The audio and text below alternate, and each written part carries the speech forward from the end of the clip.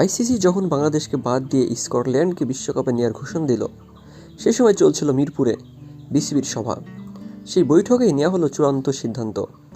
বিশ্বকাপ থেকে বাদ পড়লেও কোনো আইনি পদক্ষেপের পথ বেছে নেবে না বোর্ড।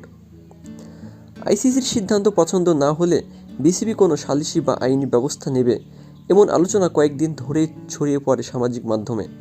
তবে আইসিসি বোর্ডে 14-2 ভোটে হেরে গিয়ে যে সিদ্ধান্ত হয়ে গেছে, সেটি বদলে দেওয়ার আইনি ভিত্তি আদৌ আছে কি না সংশয় ছিল সেসব নিয়েও।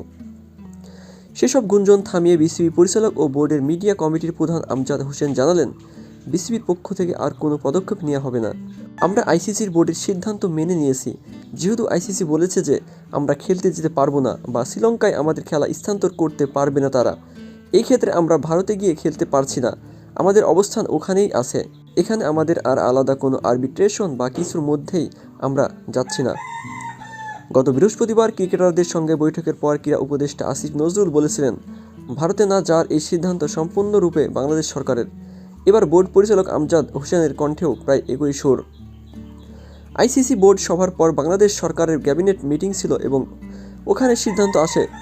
সিদ্ধান্তে স্পষ্ট করে বলা হয়েছে যে আমাদেরকে ওই সূচিতে যদি পরিবর্তন না হয়, ভারতে গিয়ে আমাদের দল অংশগ্রহণ করতে পারবে না।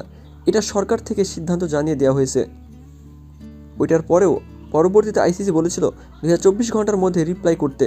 আমরা তাদেরকে আবারও জানিয়েছি বিনয়ের সঙ্গে এই ফিক্সার অনুযায়ী আমাদের পক্ষে খেলতে যাওয়া সম্ভব নয়। সো ভিউয়ার্স, আপনারা যদি আমার চ্যানেল নতুন দর্শক হয়ে থাকেন তাহলে চ্যানেলটি এখনই সাবস্ক্রাইব করুন।